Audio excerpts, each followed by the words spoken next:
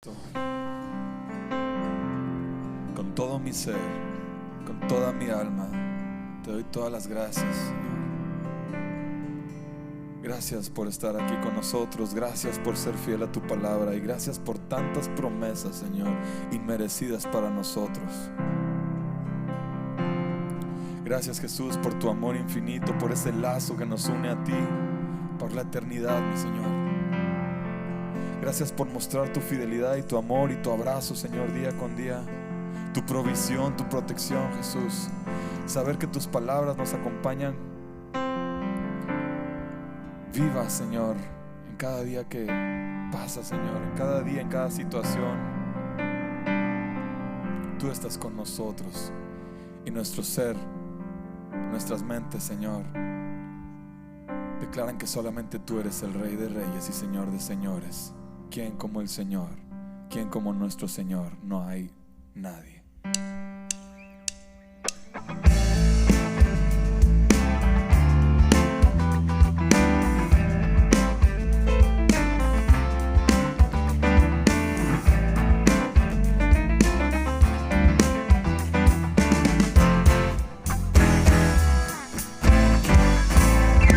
¿Quién como el Señor? No hay nadie. ¿Quién como el Señor? Poderoso y fuerte. ¿Quién como el Señor? Eres digno. Vamos, alabémosle. ¿Quién como el Señor? No hay nadie. ¿Quién como el Señor? Poderoso y fuerte. ¿Quién como el Señor?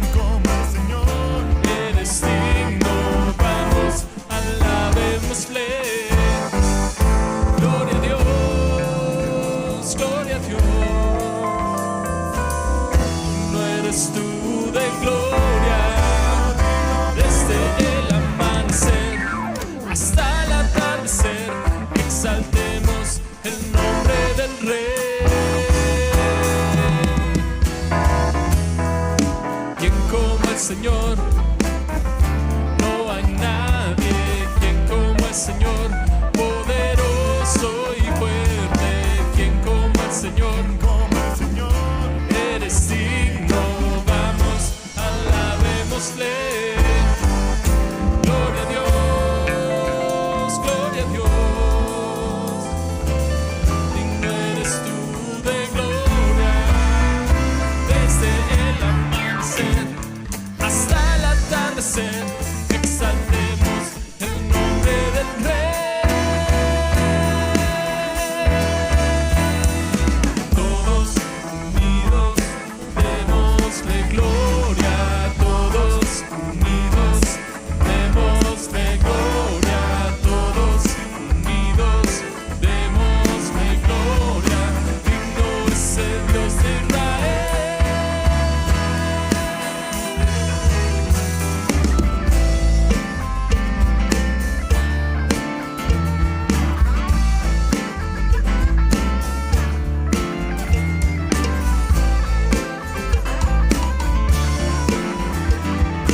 Digno es el Dios de Israel. Gloria a Dios, gloria a Dios. Digno eres tú de gloria. Desde el amanecer hasta el atardecer, exaltemos el nombre del Rey. ¿Quién como el Señor?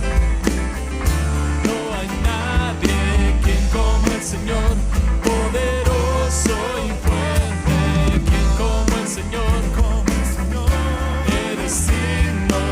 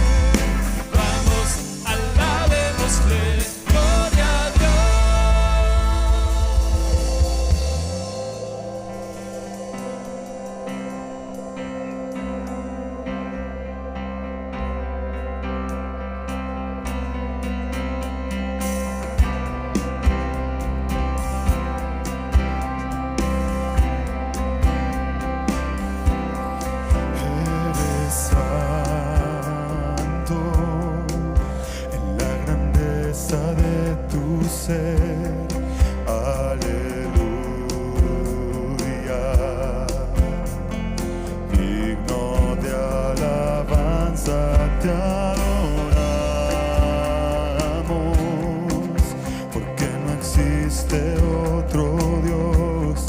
Aleluya.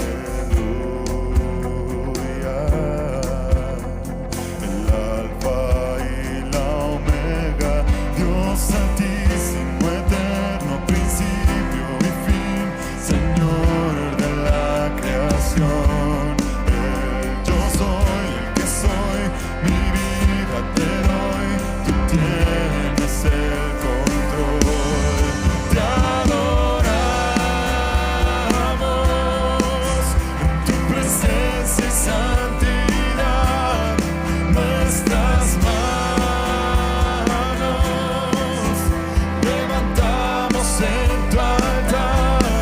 Tú que habitas en los cielos, vida eterna nos darás. Adoramos y cantamos, santo, santo eres tú.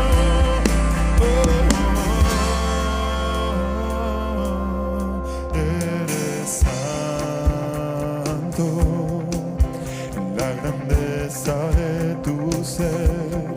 Aleluya.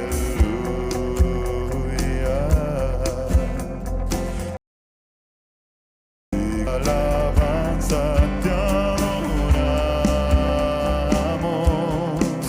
porque no existe otro Dios.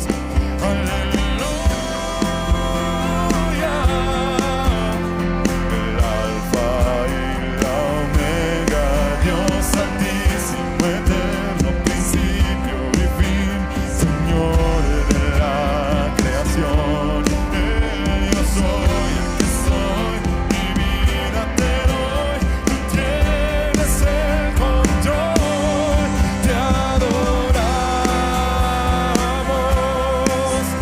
tu presencia y santidad. Nuestras manos levantamos en tu altar. Tú que habitas en los cielos, vida eterna nos darás. Adoramos y cantamos, santo, santo eres tú.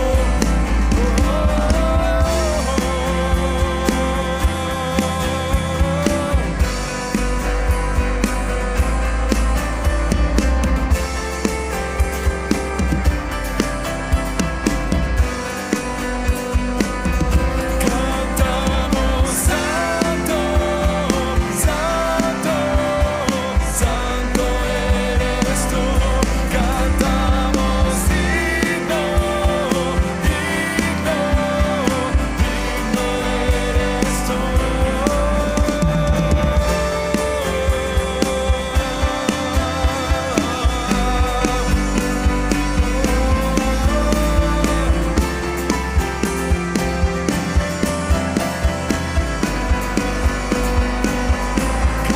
Cantamos, santo, santo,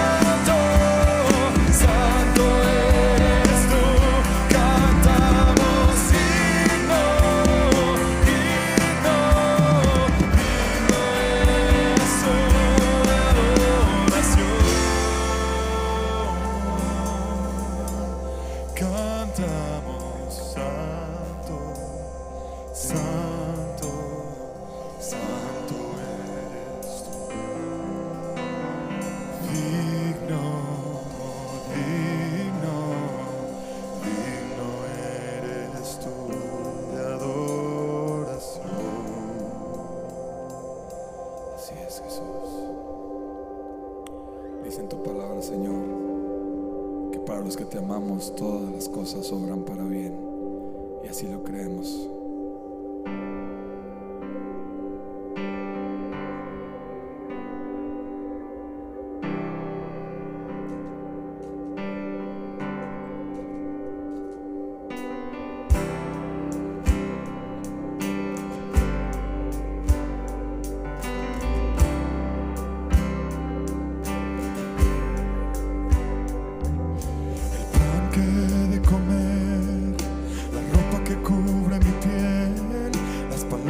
Que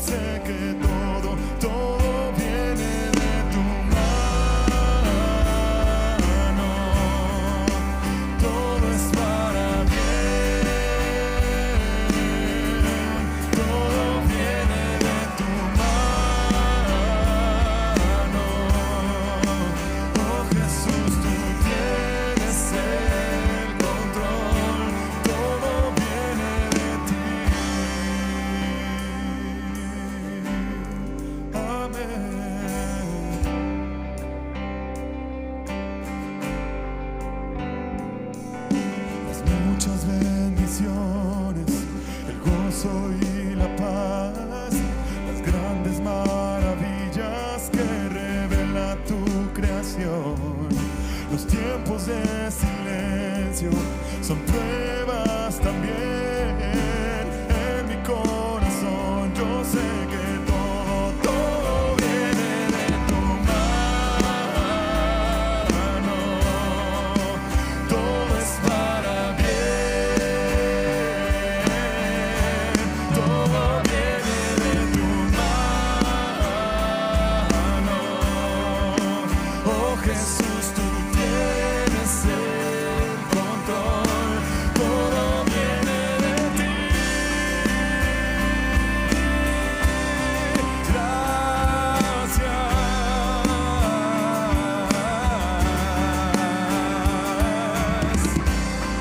Nada me faltará.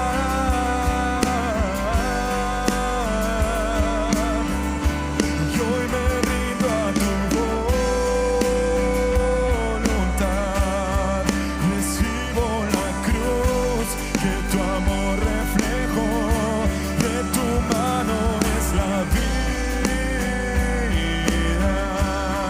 Tú eres quien quita y da. Solo tú, Jehová, y los que confiamos en ti. Todo es para bien. Todo viene de tu mano. Oh Jesús, tú tienes el control. Todo viene de ti.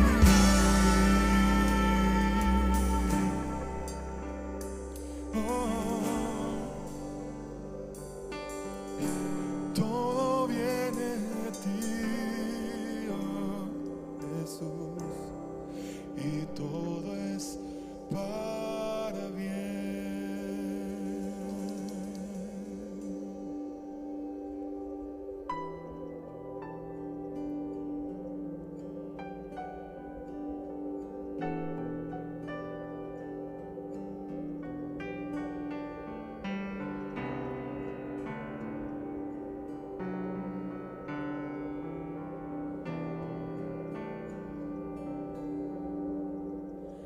¿Quién podrá conocer lo que solo con fe? ¿Quién dará el poder de creer para ver?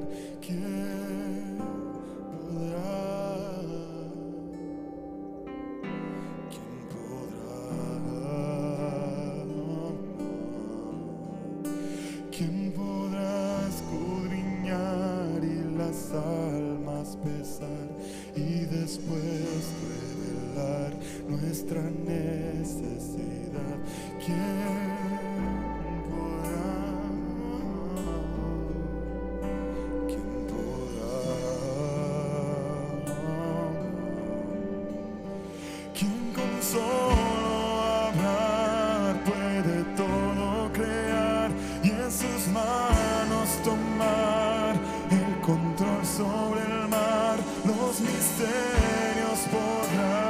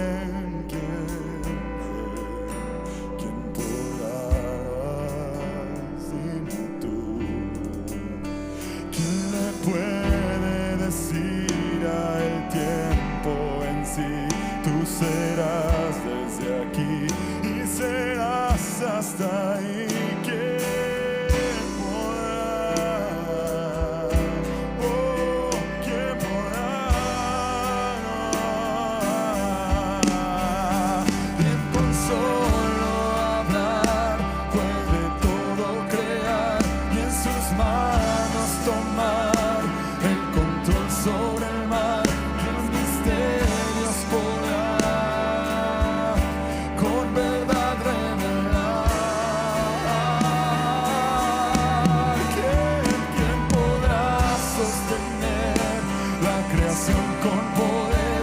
¿Quién podrá descender al abismo y volver? ¿Quién podrá con su piel a la muerte vencer? Oh, ¿quién podrá?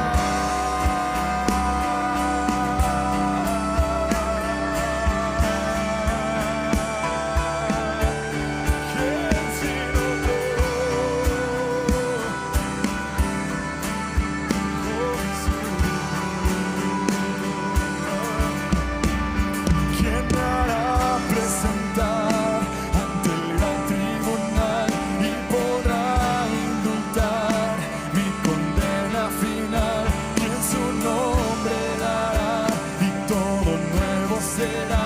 ¿Quién podrá? ¿Y a quién debo adorar y mi vida entregar al Cordero que ya en los cielos está, al que resucitó y su vida me dio a Jesús?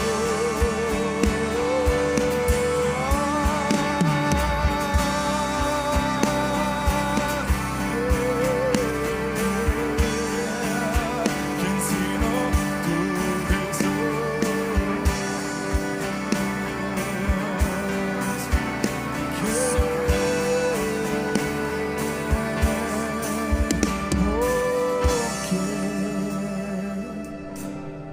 sino tú, sino tú, sino tú, sino tú, Jesús, Cordero de Dios.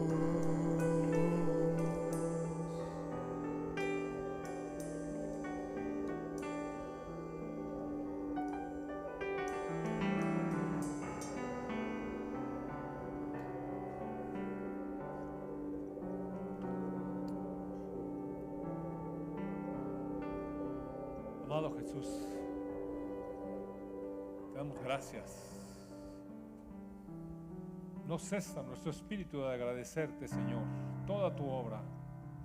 Maravillosa es tu obra. Tu gran amor, Señor Jesús, que no alcanzamos a comprender, pero que disfrutamos desde ahora, Señor. Y sabemos que lo conoceremos más y más por toda la eternidad, Señor. Gracias, Señor Jesús, por tu compromiso y tu amor. Gracias por tu obediencia al Padre. Gracias, Señor Jesús, por ser nuestro Rey, por ser nuestro buen pastor, por ser nuestro Salvador.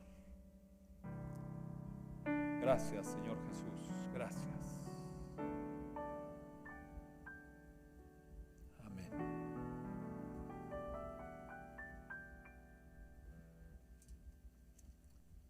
Amén, amén. Muy buenos días, amados hermanos. Como siempre, un gusto, un placer saludarles. Una vez más, pues domingo tras domingo viéndonos a través de estos medios, pero amándonos cada día.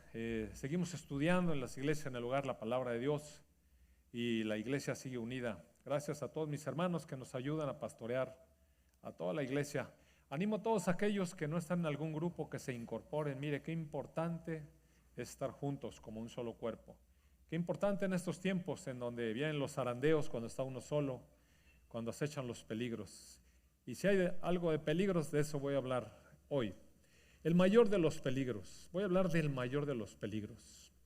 Fíjese usted que no hay cosas tan críticas en esta vida como tener una enfermedad y no saber que uno está enfermo. Eso es peligroso. Pero peor aún si la enfermedad que padecemos tiene un curso grave y nos puede llevar a la muerte. Porque no es lo mismo, por ejemplo, padecer daltonismo y eventualmente equivocarse de corbata con la camisa que uno trae. Y bueno, puede uno llegar a la vejez siempre y cuando reconozca el color de los semáforos. Puede llegar a la vejez bien. Pero hay enfermedades que eventualmente son muy riesgosas y si no las conoce uno, nos pueden matar. Qué importante en la vida conocer las cosas, descubrirlas a tiempo.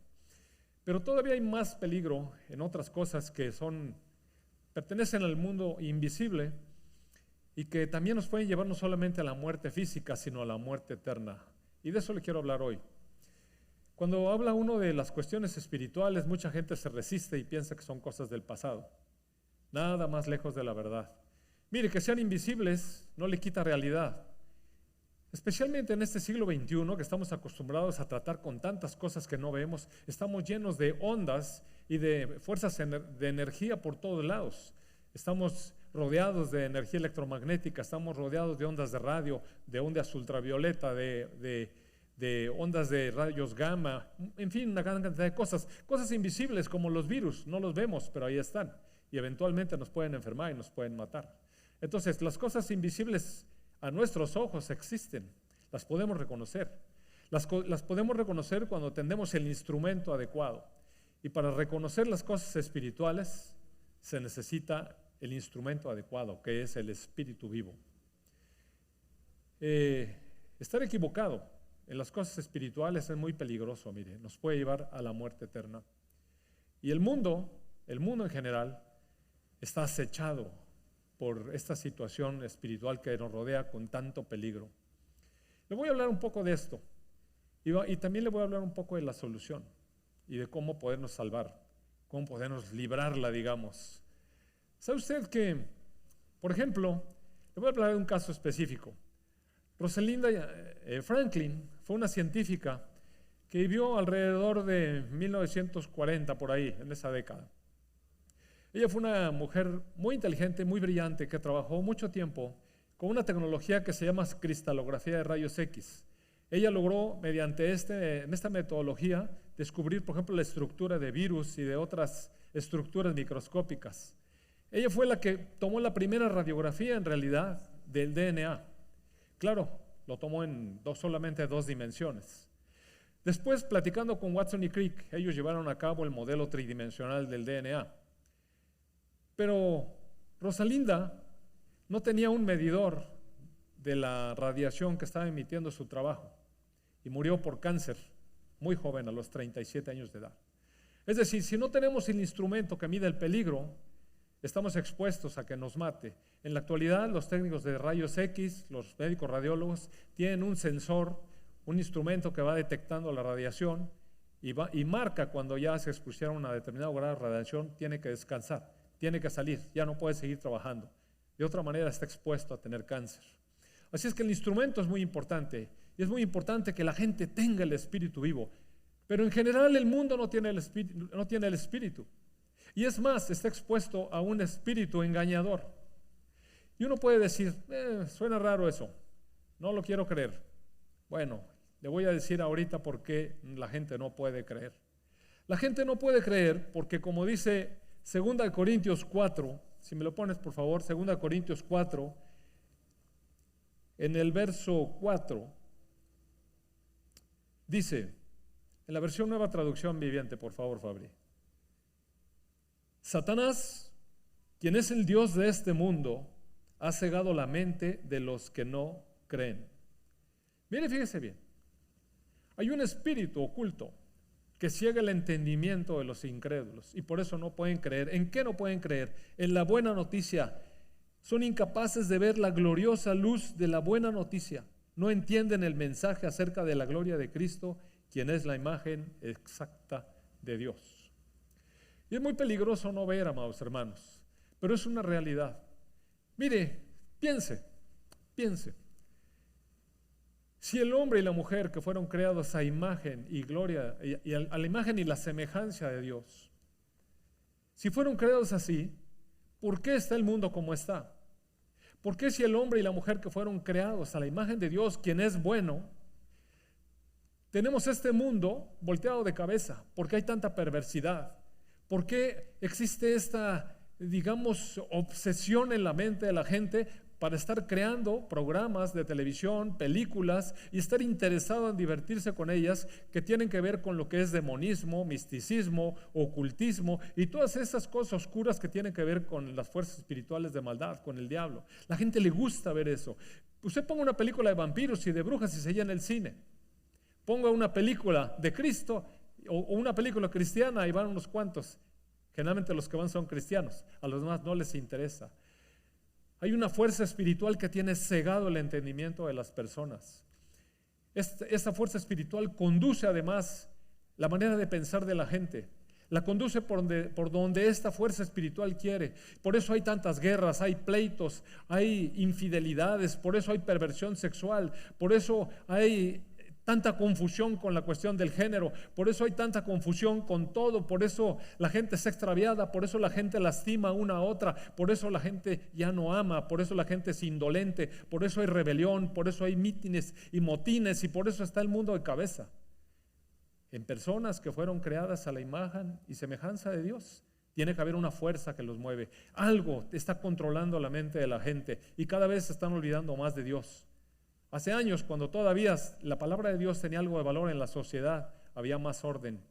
En la actualidad, esta liberalidad que vive el mundo, esto que dicen que hay un avance en la manera de pensar, ha traído un caos y anarquía en todos lados. No solamente en nuestro país, por todos lados hay anarquía, por todos lados hay desorden. Y todo este desorden conduce a un solo propósito, hacer que las personas se pierdan para siempre, mueran para siempre. En la carta a los Efesios, que hemos estado viendo recurrentemente, en el capítulo 2, verso 1, ahí también nueva versión, traducción viviente, dice: antes ustedes estaban muertos a causa de su desobediencia y de sus pecados. Dios es espíritu. Por eso cuando Dios dice que estaban muertos, considera la muerte espiritual de las personas que se apartaron de Él. Claro que estamos vivos, no somos zombies, pero como si fuéramos. Mire, para Dios, la persona que tiene muerto su espíritu es como muerta. Y entonces la palabra, que es toda verdad y trae a la luz la verdad, dice: ustedes estaban muertos a causa de su desobediencia y sus muchos pecados. Vivían en pecado igual que el resto de la gente, obedeciendo al diablo, que es el líder de los poderes del mundo invisible, quien es el espíritu que actúa en el corazón de los que se niegan a obedecer a Dios. Hay una fuerza oculta, no se ve, pero se puede medir. Vea usted el grado de maldad, de perversión, el grado de desorden, el grado de infelicidad que hay en el corazón de las personas en la actualidad. La gente puede tener mucho dinero, la gente puede tener muchas diversiones, pero cada vez hay menos satisfacción verdadera. ¿Por qué cree que han abundado los deportes extremos? Ahora se necesita mucho más adrenalina para poder sentir algo. Ya no hay esa satisfacción con las cosas verdaderas. Ahora hay que buscar las cosas arriesgadas, hay que arriesgar casi la vida para poder tener un poco de emoción. Y vamos de mal en peor. ¿Por qué hay tanta violencia? ¿Por qué hay homicidios? ¿Por qué hay hurtos? ¿Por qué hay robos? ¿Por qué hay adicciones? ¿Por qué hay vicios? ¿Por qué a la gente le encanta que la otra gente se envicie para a través de sus vicios sacar dinero? ¿Por qué cree que abunda el narcotráfico? ¿Por qué cree que abunda la maldad? La palabra dice que hay un espíritu que actúa en el corazón de aquellos que se niegan a obedecer a Dios. Y la gente se niega a obedecer a Dios. Esta fuerza está causada por el líder de los poderes del mundo invisible. Y decíamos, hay un mundo que no es visible para nuestros ojos, pero es perceptible con el instrumento correcto. Quienes tienen el Espíritu de Dios pueden darse cuenta, lo pueden percibir, lo podemos discernir. Pero quienes no, amados hermanos, ni siquiera pueden proceder a creer en el Evangelio. Tiene que haber una verdadera liberación espiritual. En otro pasaje de la Escritura, en el libro de Apocalipsis, capítulo 12, también una nueva traducción viviente, por favor, dice en el verso 7: mire, hubo un tiempo en el que ocurrió esto, y el apóstol Juan pudo verlo a través de una revelación que Dios le dio a su espíritu. Porque cuando empieza Apocalipsis, dice Juan: estando yo en el espíritu me llevó. Y entonces ahí en el espíritu es donde vienen las revelaciones de Dios. Y dice en el verso 7: entonces hubo guerra en el cielo. Miguel y sus ángeles lucharon contra el dragón y sus ángeles. El dragón perdió la batalla y él y sus ángeles fueron expulsados del cielo. Este gran dragón, la serpiente antigua llamada Diablo o Satanás, el que engaña, es el que engaña al mundo entero. Mire, este es el ser que engaña al mundo entero. El mundo entero está engañado por una fuerza invisible que gobierna sus mentes. ¿Quién es este dragón? es el diablo. Siempre está metido en todo. Miren, las culturas está metido. Hoy en la mañana estaba yo recordando muchos aspectos de donde está el diablo metido. Por ejemplo, si usted estudia un poco la cultura china, va a ver que está el dragón por todos lados. Si usted ve una película de Walt Disney acerca de Mulan, va a ver el dragoncito, un dragoncito bueno, que da consejos y todo, y conduce. Sí, el dragoncito ahora está en todas las caricaturas, como dragoncito bueno. Es caricatura para los niños. Siempre se esconde. En las culturas está. Por todos lados está. Vean nuestra cultura mexicana, está llena de serpientes. Vaya a Teotihuacán, todas las pirámides están rodeadas de serpientes. Vaya usted a conocer un poco de la cultura mexicana en el sureste y va a ver quién reina allí. ¿Quién reina allí?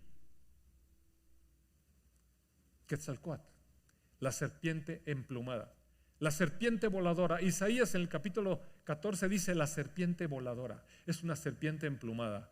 Eso es lo que gobernaba a nuestra nación antes de que llegaran los españoles. Pero sigue metiéndose. ¿Sabe usted que hasta en la medicina está? Hay un dios de la medicina que en griego se llama Asclepio y en los romanos lo tomaron como Esculapio y tenía un bastón. El dios de la medicina tiene un bastón y alrededor del bastón hay una serpiente. Y leí un poco acerca de por qué tiene una serpiente Esculapio en el bastón. Bueno, los antiguos creían que este semidios que después fue convertido en Dios, no solamente tenía la serpiente alrededor de su bastón, sino vivía en su interior. Interesante, ¿verdad? Interesante.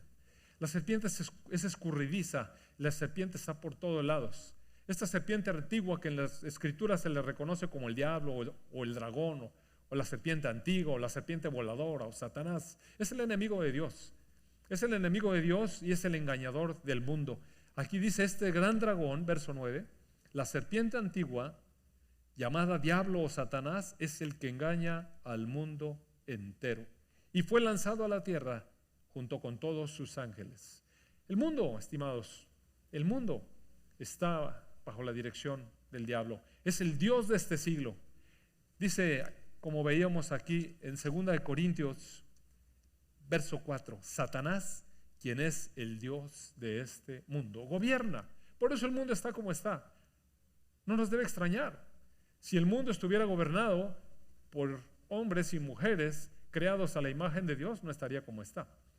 Pero el hombre a quien se le dio el gobierno de este mundo lo entregó a Satanás cuando desobedeció a Dios y puso atención a la palabra de Satanás. Satanás le dio un mensaje y el hombre lo tomó y lo creyó. Creyó la palabra de Satanás en lugar de creer la palabra de Dios. Así es, por eso es la razón por la que el mundo está así. Hay una amenaza espiritual escondida. ¿Sabe que cuando el Señor Jesucristo vino a la tierra y estuvo enfrentando las tentaciones, dice que fue tentado en todo como nosotros, pero no pecó? Después de que el Señor Jesucristo creció y empezó su ministerio oficial, una vez que se bautizó con Juan, dice que el Espíritu lo llevó al desierto para que fuera probado, tentado. En el capítulo 4 del Evangelio de Lucas, seguimos con la traducción nueva viviente, nueva traducción viviente, dice en el verso 6, en una de las tentaciones, usted sabe, lo tentó a través del hambre, insinuándole que convirtiera piedras en pan, etc. Pero esta tentación en particular está interesante. Dice el verso 6, te daré la gloria de estos reinos y autoridad sobre ellos. Verso 5, voy a leer desde el verso 5. Dice, el diablo lo llevó a una parte alta y desplegó delante de Jesús a todos los reinos del mundo en un solo instante. Mire, seguramente estaban moviéndose en un ámbito espiritual, porque ¿qué monte físicamente hay que se pueda ver los reinos de todo el mundo? Monte es un símbolo en la escritura de poder, de altitud, de una situación de establecimiento de poder. Entonces, en el mundo espiritual, el diablo llevó a Jesús allí, a una parte alta, y le dijo, te daré la gloria de estos reinos y autoridad sobre ellos, le dijo el diablo, porque son míos para dárselos a quien yo quiera. El diablo declaró que todos los reinos de este mundo le pertenecen porque Él es el Dios de este siglo. Él es el que es capaz de gobernar y conducir la mente de los gobernantes de todos lados. No nos extrañan las guerras mundiales. No nos extrañan las conflagraciones donde países quieren apoderarse de otros, en donde países sojuzgan a otros, donde unos hombres oprimen a otros, donde unos hombres le sacan provecho a otros y los esclavizan de diferentes maneras. No nos extraña. Aquí está en la palabra. ¿Y qué dijo Jesús? ¿Mientes? ¿Mientes? El diablo le ofreció todo eso a cambio de adoración. Y Jesús le respondió, verso 8, las Escrituras dicen, adora al Señor tu Dios y sírvele únicamente a Él. Jesús volvió a la palabra eterna de Dios, a lo que dice la Escritura, a lo que dice la palabra de Dios. Esa es la base del triunfo del Señor Jesucristo. Se sujetó completamente a los designios de su Padre. Por eso triunfó. Por eso pudo vencer al diablo en estas 3 tentaciones. Y dice que el diablo lo dejó después. O sea, se apartó de él. Pero ahí está la cuestión. Hay un espíritu que gobierna sobre todo lo que hay en el mundo. ¿Sabe? En esta semana descubrí que hay un nuevo programa. Es un documental que hizo Netflix. Le sugiero que lo vea. Está hecho por las personas que han salido, que fueron ingenieros, que produjeron mucha de la cuestión de Netflix, de las redes sociales. Gente que salió de Facebook, gente que salió de, bueno, no recuerdo, ¿qué otras hay? No me acuerdo. ¿Qué?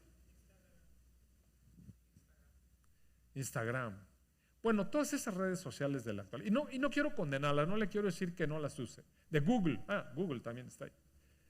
Toda esta gente que trabajó allí y que se ha dado cuenta de que hay una perversión en el mensaje. Hay una manipulación que controla la mente de la gente y está provocada, es a propósito, tiene una intención y no es buena. Algunos de ellos no soportaron más estar allí y han ido saliendo. Y entonces en este programa no sé cómo hicieron para juntarlos a todos y preguntarles por qué salieron. Y entonces viene una revelación de cómo está el sistema por adentro. Y no es un programa cristiano, no crea que están hablando de Dios. Está hablando de esta gente que está harta de saber cómo se manipula a la gente desde las redes sociales y con un mal propósito. Les sugiero que lo vea. Ni siquiera es cristiano. Pero estos están hartos de eso. Se dieron cuenta que manipulan incluso cantidades enormes de gente para que ganen determinadas facciones de gobiernos en diferentes países. También salió una noticia igual en la BBC por otra instructora de estos. ¿Y qué hacemos entonces ante tal manipulación, ante tal riesgo? Porque ¿qué es lo que quiere este príncipe de la potestad del aire? Quiere que la gente se pierda, que nunca conozca a Dios, que muera con Él para siempre. Dice en la Escritura que cuando terminaron las tentaciones, estas tentaciones de las que acabamos de hablar, dice en el verso 14, entonces Jesús regresó a Galilea lleno del poder del Espíritu Santo, y las noticias acerca de él corrieron rápidamente por toda la región. Y Jesús enseñaba con frecuencia en las sinagogas y todos lo elogiaban. Cuando llegó a Nazaret, la aldea donde creció, fue como de costumbre a la sinagoga el día de descanso. Oiga, dice la Escritura que no debemos dejar de congregarnos, como algunos tienen por costumbre, que debemos estar congregados, debemos reunirnos como la iglesia que somos. Entonces Jesús asistió a la sinagoga el día de descanso y se puso de pie para leer las Escrituras. Y le dieron el rollo del profeta Isaías. Jesús lo desenrolló y encontró el lugar donde está escrito lo siguiente: el Espíritu del Señor está sobre mí, porque me ha ungido para llevar la buena noticia a los pobres. Me ha enviado a proclamar que los cautivos serán liberados, que los ciegos verán, que los oprimidos serán puestos en libertad y que ha llegado el tiempo del favor del Señor. Mire, todo esto que está hablando aquí, está hablando en realidad en un lenguaje figurado. No está diciendo que Jesús vino para abrir las cárceles y hagan los presos. ¿De qué está hablando?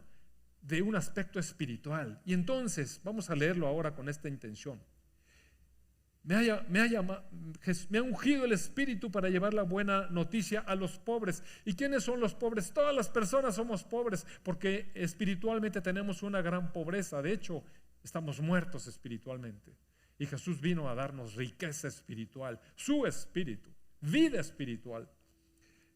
Dice que el Espíritu lo ungió para proclamar que los cautivos serán liberados. ¿Y quiénes son los cautivos? Todas estas personas que han vivido en su mente oprimidos por el enemigo, engañados por el enemigo. Mire cuánta gente hay así, cuánta gente vivió en su infancia el abuso sexual de familiares cercanos, incluso muy cercanos.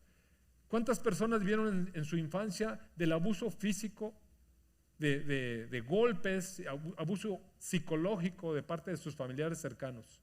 ¿Cuántos están con tantos traumas de la infancia? ¿Cuánta gente fue abandonada por sus padres? ¿Cuánta gente fue traicionada por su pareja? ¿Cuánta gente sufrió los dolores de las cosas que hacen sus hijos cuando ellos le han dado todo y de repente los hijos traicionan la confianza de los padres? ¿Cuánta gente vive en dolor, amados hermanos? Y todo eso genera una cautividad de enojo, de resentimiento, de amargura. ¿Cuánta gente hay así? A eso vino Jesús, a liberar a los cautivos, a liberar a los ciegos, a darles vida a los ciegos, para esas personas que no pueden ver este mundo espiritual y que son presa de la opresión del enemigo. El Señor Jesucristo vino precisamente a eso, a dar vista, a que podamos ver y discernir, a traer libertad. A los oprimidos serán puestos en libertad. ¿Cuánta gente hay oprimida? ¿Cuánta gente se siente en depresión? ¿Cuánta gente se siente que no tiene ningún anhelo más por la vida?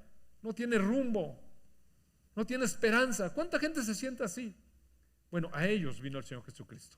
A todos nosotros vino el Señor Jesucristo. Ha llegado el tiempo del favor del Señor. Jesús enrolló de nuevo el rollo y lo entregó al ayudante y se sentó. Dice que todas las miradas de la sinagoga se fijaron en él. Y después Jesús comenzó a hablarles y les dijo: la escritura que acaban de oír se ha cumplido este mismo día. Jesús estaba anunciando que él era el Mesías para Israel. Claro que no lo aceptaron. Por supuesto que se enojaron. Por supuesto que se enojaron. Usted puede leer completamente el capítulo 4 y se va a dar cuenta de por qué se enojaron. Pero ahora quiero decirle que se enojaron tanto que lo quisieron tirar de un despeñadero y querían matarlo. Pero el Señor Jesucristo no era su momento para morir. Ni iba a morir despeñado, ni apedreado como en otra ocasión quisieron apedrearlo. Él tenía que morir en una cruz en el tiempo señalado. Así es que dice que pasó en medio de ellos con gran poder y autoridad.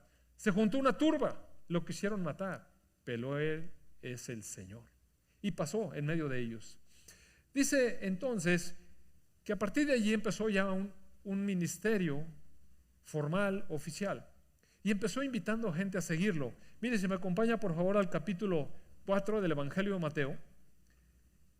Dice en el verso 17 que Jesús comenzó a predicar: arrepiéntanse de sus pecados y vuelvan a Dios, porque el reino de los cielos está cerca. El mensaje es este: cambie su manera de pensar. Está oprimido, la manera en que estamos pensando como mundo está extraviada. Tenemos que cambiar la manera de pensar, cambiar esa manera de pensar que ha sembrado el enemigo en nuestras almas, en nuestros pensamientos, que nos conduce como una gran masa de borregos rumbo a la perdición, y cambiar el pensamiento al pensamiento de Dios, el pensamiento que libera, el pensamiento de luz y de vida. Eso es a lo que Jesús nos está llamando. Cambia tu manera de pensar, metanoia, cambia la idea, vas hacia allá, cambia de rumbo, gira 180 grados y vuélvete al reino de los cielos, al reino de la luz. En el verso 18 dice: cierto día, mientras Jesús caminaba por la orilla del mar de Galilea, vio a dos hermanos, a Simón, también llamado Pedro, y a Andrés. Echaban la red al agua porque vivían de la pesca, y Jesús los llamó: vengan y síganme, y yo les enseñaré cómo pescar personas. Dice que enseguida dejaron las redes y los siguieron. Y un poco más adelante, por la orilla, vio a otros dos hermanos, Santiago y Juan, sentados en una barca junto a su padre. Estaban reparando redes y también los llamó para que los siguieran. Ellos, dejando atrás la barca y a su padre, los siguieron de inmediato. Y mire, el mensaje del Señor Jesucristo es así, personal, persona tras persona. Él nos ha ido hablando a cada uno de nosotros. Si me acompaña, por ejemplo, al capítulo 10 del Evangelio de Juan, vemos aquí donde el Señor Jesucristo dice que Él es el buen pastor, el que da su vida por las ovejas. Y en el verso 14 dice: yo soy el buen pastor, conozco a mis ovejas, me conocen a mí. Dice que las ovejas del Señor Jesús reconocen su voz. Usted debe saber cuando Jesús le está hablando. Es inevitable, uno sabe que Jesús le está diciendo: ven, sal de allí. Es el llamado a eclesia, ¿sabe? Eclesia es la palabra de donde deriva lo que ahora conocemos como iglesia, pero eclesia significa salir. Es una asamblea que está llamada a salir del mundo. ¿Qué es el mundo? Este sistema que está gobernado por el Dios de este siglo o el Dios de este mundo, por Satanás. Estar en eclesia significa la asamblea que ha salido fuera. ¿De dónde? Del mundo. Ese es el llamado a eclesia. Es a donde Jesús nos llama. Dice, además, en el verso 16, dice: además tengo otras ovejas que no están en este redil y también las debo traer. Está hablando con Israel. Esas ovejas a las que Él se está refiriendo son el rebaño de Israel. Pero Jesús habla de otras ovejas que es otro redil al cual Él tiene que llegar, que somos todos nosotros, los que no pertenecemos al pueblo judío, pero que hemos logrado escuchar la voz del Señor Jesús, una voz personal que dice: sígueme. Cuando uno está deprimido, cuando uno siente que ya no hay más rumbo correcto en la vida, cuando uno está quebrado en el corazón, lleno de heridas de la vida, Jesús se acerca y dice: sígueme. Cuando uno está harto de la manera en que ha vivido, ya está fastidiado y todo lo que tiene ya no le da más satisfacción, Jesús se acerca y dice: ven, sígueme. Cuando uno está en medio de vicios y ya los quiere dejar y no sabe cómo dejarlos, Jesús se acerca y dice: ven, sígueme. Cuando uno está perdido en su identidad y ya no sabe ni para dónde caminar, Jesús se acerca y dice: ven, sígueme. Cuando uno está harto de pecar, cuando uno la ha regado, cuando uno ha destrozado otras vidas y ya no quiere más seguir ese camino, Jesús se acerca y dice: ven, sígueme. Siempre es personal el llamado, siempre es personal el llamado. Podemos escucharlo. ¿Y a dónde nos lleva Jesús con este llamado? A creer en Él, a creer que Él es el buen pastor que dio su vida por las ovejas. Él fue el que sacrificó su vida por las ovejas. Y mire, en el capítulo 8 del mismo de Juan, en el verso 31, dice que Jesús le dijo a la gente que había creído en Él. Algunas personas sí creen y dicen: bueno, ok, me acerco. Pero a veces creemos tratando de sacar una ventaja, siempre de acuerdo a nuestros mezquinos intereses, que están viciados así porque así hemos caminado siempre. Y entonces, si estamos enfermos, queremos que Jesús nos sane. ¿Cuántos leprosos se acercaron en alguna ocasión a pedirle a Jesús que los sanara? Eran 10 leprosos. Y sabe que el Señor Jesús les dio indicaciones. Dijo: vayan, lávense en el río, vayan, preséntense a los sacerdotes. Y sanaron. Y solamente uno regresó a darle las gracias. Y Jesús dijo: ¿y los otros 9? ¿No eran 10 los leprosos? ¿No eran 10 los inmundos? ¿No eran 10 los destinados a la muerte? Pues sí, pero la gente se lo olvida. Cuando el Señor le hace favores así, a la gente se le olvida. Muy pocas veces, después de que somos sanados o una cuestión así, realmente quedamos firmes en nuestra fe. Porque no es así. Es realmente una aceptación en el corazón. Cuando Dios nos saca de un problema el que tenemos y nos sentimos de momento felices y creemos, pero después no perseveramos en él. ¿Por qué? Porque nuestro corazón es mezquino. Debemos verdaderamente arrepentirnos. El llamado es al arrepentimiento, a cambiar la manera de pensar, a salir de la manera como pensábamos en el mundo, donde está viciada, donde el enemigo tiene como unas ondas que está emitiendo continuamente y están buscando un receptor. Y como si la mente de toda la gente fuera el instrumento correcto para recibir. ¿Sabe usted que si usted tiene un radio y lo tiene apagado, no va a escuchar nada? Las ondas ahí están las estaciones de radio, cada una emitiendo en su radiofrecuencia. Pero si usted le prende y lo sintoniza, va a escuchar la estación y va a escuchar la música. Así es, el diablo envía sus emisiones y pareciera como que todo el mundo está sintonizado y siempre escucha su mensaje. Y a cada quien le va aconsejando diferentes cosas. Y así está el mundo. Pero entonces aquí, algunas personas ya habían creído en Él. Y entonces el Señor Jesucristo hace una invitación a un mayor compromiso. Dice: ustedes, ¿me lo puedes poner por favor en la versión Reina Valera? Juan 8:31. Voy a leer en Reina Valera. Me parece que está más claro. Y si ustedes permanecieran en mi palabra, serán verdaderamente mis discípulos. Y mire, aquí quiero resaltar su palabra. ¿En qué es lo que hay que permanecer? En su palabra, porque su palabra es la verdad. Dice, si ustedes permanecieran en mi palabra, serán verdaderamente mis discípulos. Y me pasa el que sigue, por favor. Y conocerán la verdad, y la verdad de la palabra de Dios nos hará verdaderamente libres. Lo que realmente libera, lo que realmente purifica el alma de la gente, lo que realmente transforma a las personas es la palabra de Dios, la verdad de la palabra de Dios. Si nosotros perseveramos en guardar la palabra del Señor, somos verdaderamente libres porque estamos cautivos. Pero la palabra es liberadora. ¿Sabe que la palabra es la verdad? Cuando Jesús fue llevado delante de Pilato, Pilato lo empezó a interrogar. Entonces le preguntó que si él realmente era un rey. Y Jesús le dijo, yo vine a dar testimonio de la verdad. Vine a dar testimonio de la verdad. ¿Qué significa eso? Vine a representar la verdad. Y entonces Pilato le dijo, ¿la verdad?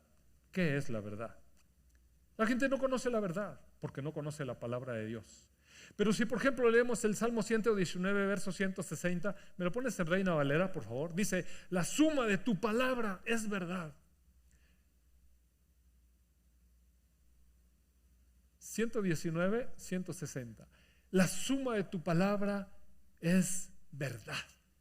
La suma de tu palabra es verdad. Y cuando Jesús estaba a punto de ser crucificado, estaba orando a su Padre. Y en medio de su oración, en el capítulo 17 de Juan, verso 17, si me lo pones por favor, Fabri, está encomendando a sus discípulos, aquellos que creyeron y los siguieron, y dice, Padre, santifícalos en tu verdad. Juan 17, 17.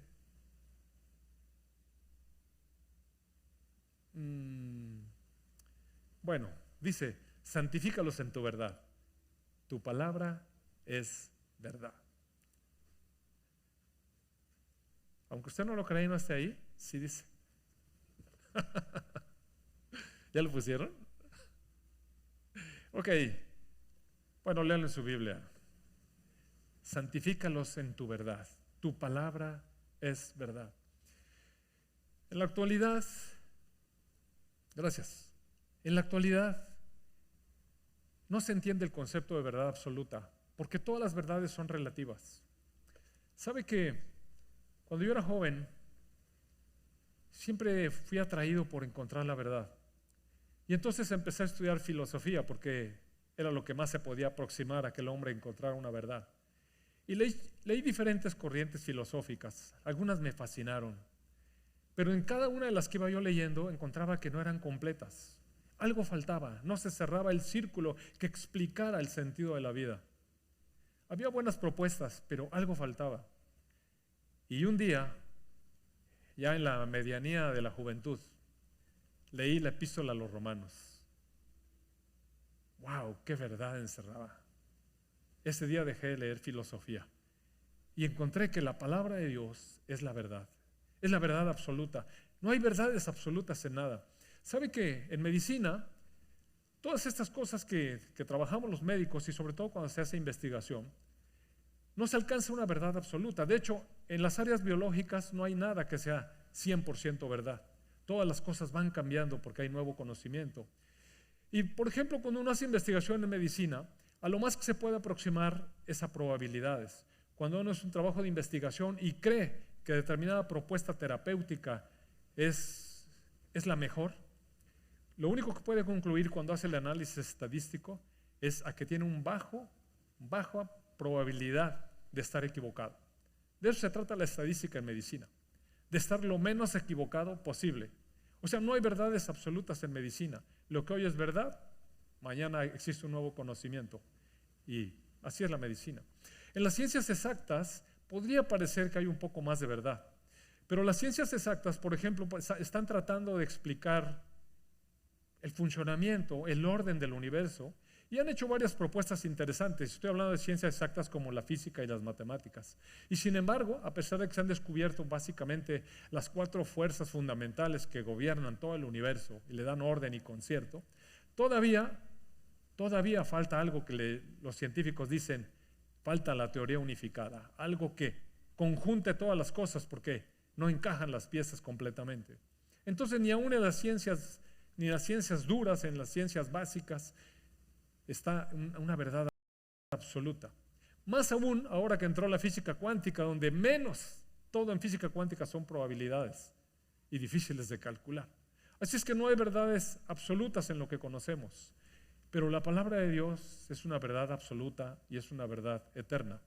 Es una verdad que nos libera, es una verdad que nos invita a creer y salir de la miseria donde hemos vivido, de la distorsión de nuestra mente, de la perversión de nuestra mente, de esa falta de sosiego y de paz, porque el Señor Jesucristo nos invita a tener paz en nuestro corazón al reconciliarnos con Dios.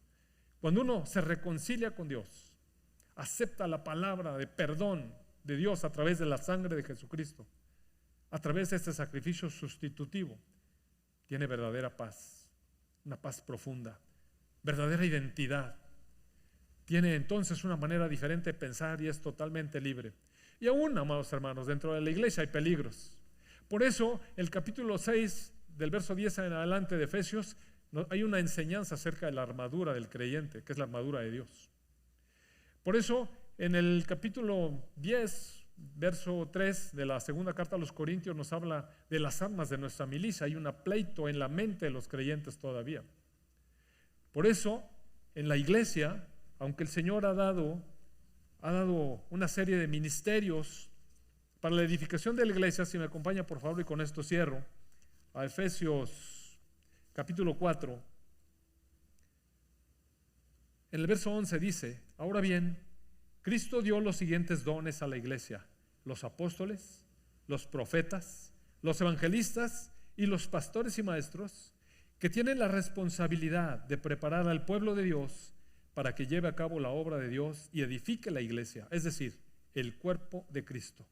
Este proceso continuará hasta que todos alcancemos tal unidad de nuestra fe y conocimiento del Hijo de Dios, que seamos maduros en el Señor, es decir, hasta que lleguemos a la plena y completa medida de Cristo. Esa es la meta que Dios tiene para cada uno de los que se han acercado al pueblo santo de Dios, a la iglesia. Y mire, en medio de este proceso, dice el verso 14, entonces ya no seremos inmaduros como los niños, no seremos arrastrados de un lado a otro ni empujados por cualquier corriente de nuevas enseñanzas. No nos dejaremos llevar por personas que intenten engañarnos con mentiras tan hábiles que parezcan la verdad. Aún en la iglesia hay quien se entromete tratando de engañar. ¿Por qué? Porque el enemigo se infiltra. Recuerde, el enemigo es astuto y aún trata de engañar a la iglesia. ¿Con qué? Con mentiras que parecen la verdad. Verso 15, en cambio, hablaremos la verdad con amor y así creceremos en todo sentido hasta parecernos más y más a Cristo, quien es la cabeza de su cuerpo, que es la iglesia. El único sitio de seguridad es la palabra de Dios. La palabra de Dios es la suma de la verdad y nos santifica. Santifícalos en tu verdad. Tu palabra es la verdad. Vamos a orar. Si usted quiere, puede pedirle a Dios, puede arrepentirse de su manera de que ha estado viviendo, puede pedirle a Dios que lo libere a través del poder del Señor Jesucristo, puede entregarle su vida al Señor Jesucristo para que le dé sentido, orden, concierto, paz, identidad, gozo, amor, sentido, vida eterna. Si usted quiere, le invito a que oremos. Si usted está en depresión, en cualquier problema de los que he mencionado y tiene el deseo de cambiar su manera de pensar, vamos a orar. Y dígale, amado Dios, perdóname y ayúdame. Te doy gracias por tu Hijo Jesús, que vino a liberar de la opresión, que vino a liberar las mentes cautivas, que vino a dar vida a los espíritus pobres, que vino a traer vida eterna, paz. Amado Dios, ayúdame. Te entrego mi vida. abro mi corazón a tu Hijo Jesús.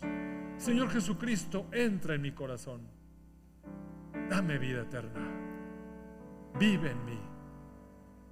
Cambia mi manera de pensar para que cambie mi manera de vivir. Amén, amén, amén.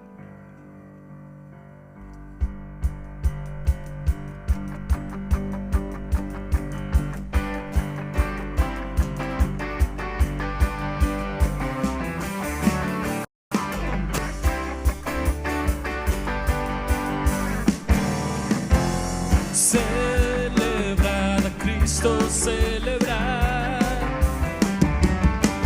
Celebrar a Cristo, celebrar. Celebrar a Cristo, celebrar. Celebrar a Cristo, celebrar. Cristo vive.